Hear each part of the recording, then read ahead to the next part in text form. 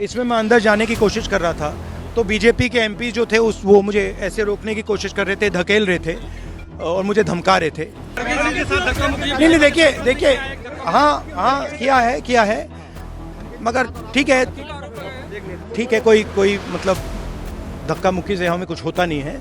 Today, in the very heart of our democracy, the BJP revealed its true face, its deep disdain for the Constitution.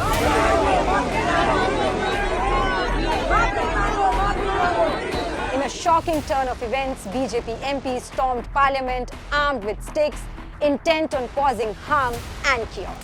The BJP leaders targeted and physically attacked Congress President Mallikarjun Kharge ji, the leader of the opposition in the Rajya Sabha, and a prominent Dalit leader. This attack wasn't just an assault on India bloc leaders.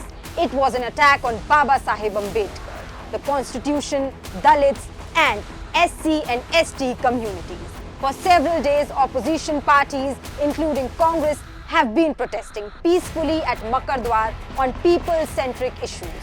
No violence, no disruption. But this was a calculated attempt by the BJP to deflect from the Amit Shah issue and further disrespect the Constitution and Baba Saheb Ambedkar. अभी एक fashion हो गया है, अम्बेडकर।